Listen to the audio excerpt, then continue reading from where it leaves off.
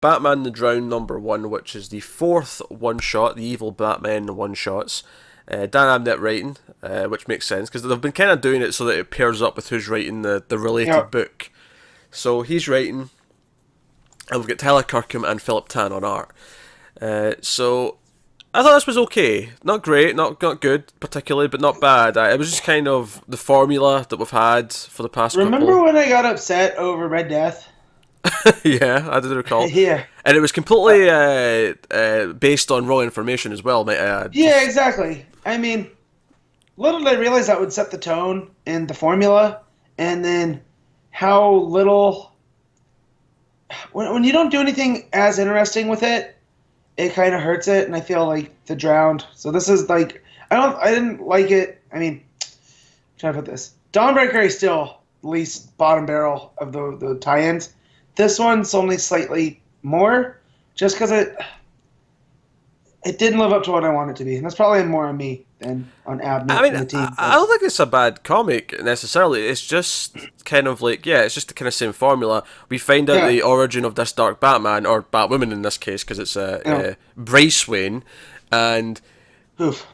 she, we find out the origin of her world on Earth -11, and then she's going to win. She's about to beat Aquaman, and then oh no, Doctor Fate's logo shows up and takes him away, Yeah. which is fine. But we've seen it like 5 times now, so Yep.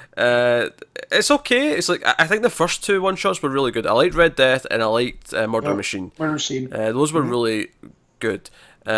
I'm curious to see if any of these actually shake things up. I assume Batman Who Laughs will. That'll be different because Yeah. he's the one who's showing up to collect them all. So his must be an interesting story. But Yeah. will the Wonder Woman one next week? Will that be interesting? I don't know. We'll find out. Yeah.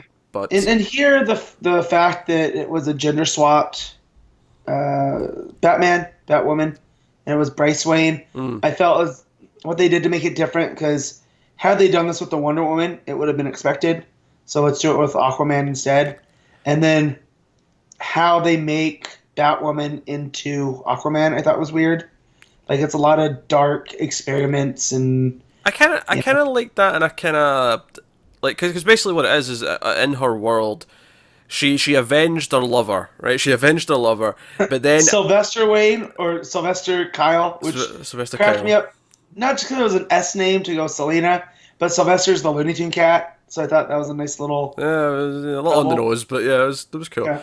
But then Aquaman and Atlantis shows up, and basically Batwoman goes on this one woman and mission to like, no, these are vicious Atlanteans, we can't trust them. Yeah. And then by killing Aquawoman, because obviously everyone is gender swapped, it starts a war which ends up everyone's like getting drowned and all the rest of it. So in order to fight better against Atlanteans, she experiments with metas and fish DNA to let herself Yeah. breathe underwater and so on. I kind of like those pages though, because it was kind of like it was like a demented cyberpunk sci-fi kind of story where Yeah. she's in this sort of dark, dungy kind of like makeshift laboratory with the chair and all the rest of it. I kind of like the art style Which- there. Yeah, which I didn't expect with an Aquaman theme, like. But I don't know what else you do to make Batman into Aquaman. Like it's one of those weird things. It's the kind of thing where you've got this blanket idea of all these evil Batmen who are kind of like Yeah. merged with other characters, and I think some of them like, oh, I've got some good ideas for these 3 or 4, but what about the other 3 or 4? Oh well, just kind of do it and see what works. And it kind of works. It's fine. It's just not that. Yeah.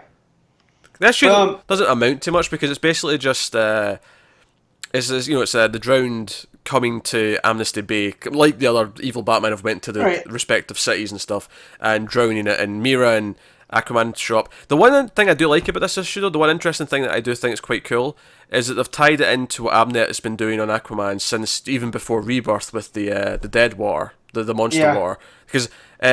In one of the arcs, we kind of track it, and it comes from another place, and it seems to be coming from the Dark Multiverse. That's actually quite cool. I like that idea. Yeah. I like that idea as well. The one thing I did like too is the relationship with the light.